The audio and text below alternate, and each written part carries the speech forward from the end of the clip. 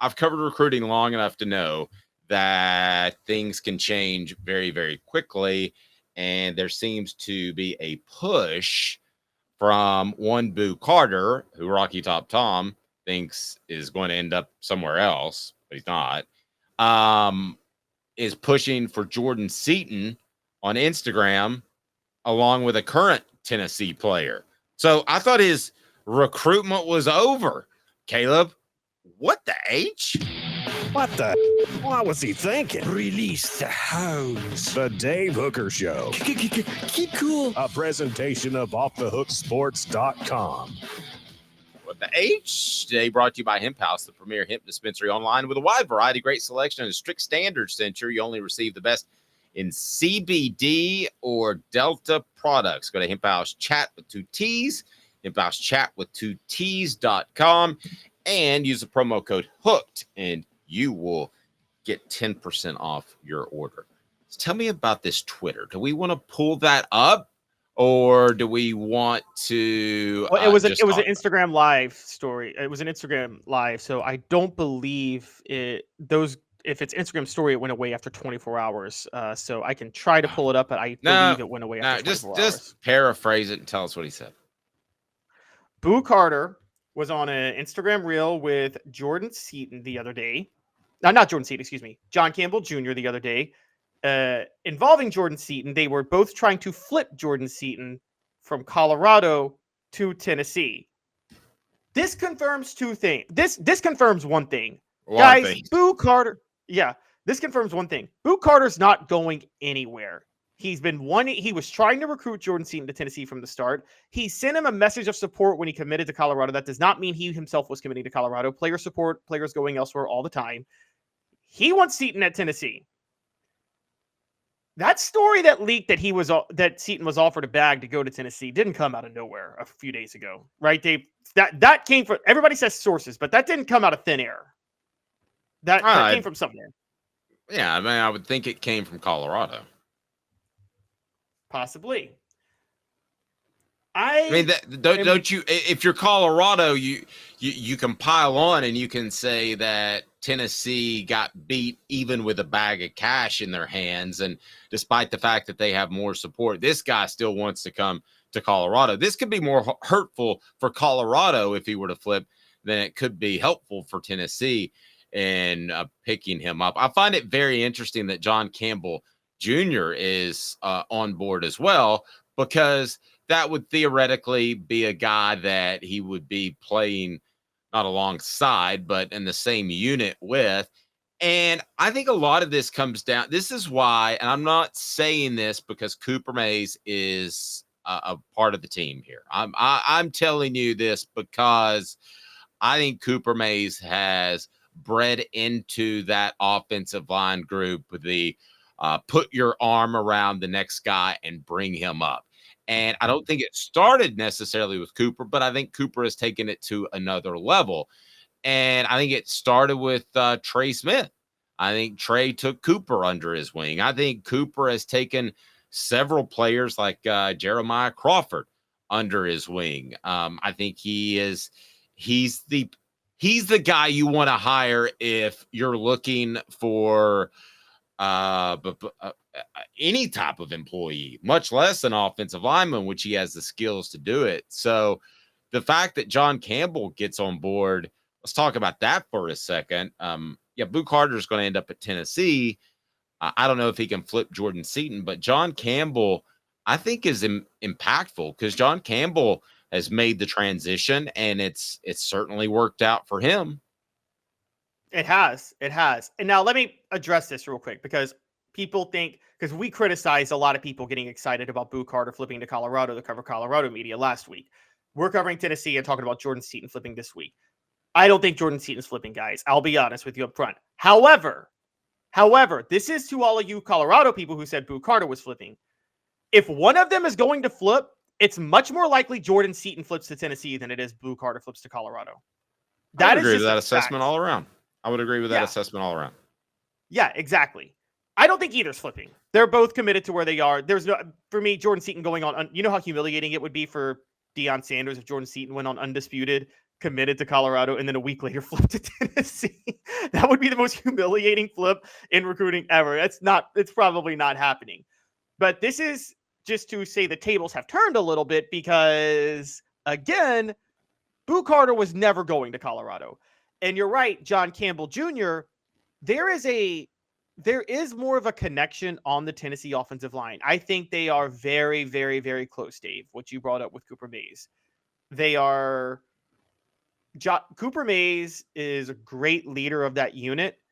And I think there's a level of chemistry on the offensive line, which, as you know, and as I know, chemistry on offensive line is more important than raw talent on the offensive line all day, every day. That's why Wisconsin and Iowa consistently produce the best offensive linemen in the NFL, because they're guys that have coached to play with each other for years.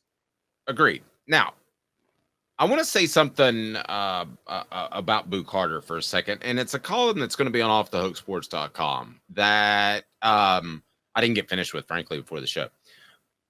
It's almost as big as another guy named Iya Male Ava. Okay. Here's why. Boo Carter's an in-state guy. If Boo Carter decided to go elsewhere, then that would be a red flag if I'm a prospect in Georgia or wherever considering Tennessee. That's a monstrous red flag, especially for a defensive player. Now, obviously, Nico plays quarterback, and I'm not going to argue that his commitment and Boo's are the same. But I will argue they're closer than you think in recruiting circles because guys talk. And picking up a Boo Carter is in the same ballpark as a Nico. I'm not saying it's the same, Caleb, but it's in the same ballpark as picking him up last year because you cannot lose a guy that close to your campus that you've invested that much time in. And they've not only done a good job of recruiting Boo Carter, they have done a fantastic job of recruiting Boo Carter. They saw him early. They stayed on top of him. I believe there's a good chance Tennessee said, why don't you go to Colorado? And we talked to Stephen Hargis of the Chattanooga Times Free Press, and that he was actually there recruiting for Tennessee, in case you didn't catch that part of the program. I believe it was last week. So I'm here to tell you that it is as not as, but it's in the same ballpark of being as impactful as Nico. Call me crazy, Caleb. You're not crazy at all. You are absolutely right. Boo Carter is huge because he is going to recruit for Tennessee. And I know you wanted to bring this up, so let's talk about it. It was a giant L for Tennessee when Derek Dooley didn't recruit Von Bell. And also, wasn't that around the same time wasn't that the same class where he lost out on Jalen Ramsey? Was that the exact same class? Yeah, I think now that you mention it, it was. So he doesn't recruit Von Bell, and he loses out on Jalen Ramsey. And that was a disaster. There was no recovering from that for Derek Dooley. So Chattanooga is an underrated place for talent, guys. We're going to talk about Reggie White in the next segment. Chattanooga, when they do produce talent, the talent always lives up to the hype in the billing, always. And it's the anti-Nashville. So Chattanooga has produced a lot of good talent, and I think that that's why I think that 4-star behind Boo Carter's rating is legitimate. And just to address some questions, yes, guys, 5'10" guys can play safety in college football and the NFL if they're hard hitters and if they have athleticism. They can't play cornerback, but they can play safety. And Boo Carter is going to be a huge boost because Chattanooga has a few guys coming out over the next couple of years too, Dave. Attract the recruiting. And so I'm with you. Boo Carter's a big flip. And my favorite part of this, I'm going to put this out here, Dave, and I want to know if you feel the same way. Not watching people who cover Colorado, but watching Colorado fans talk about how recruiting is going, you can very much tell that these are newbies to college football and are not experienced with how recruiting works, right?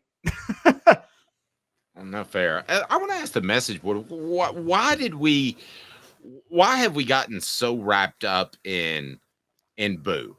And Caleb, let me ask you, because Boo seems to have been the hot button prospect of this class.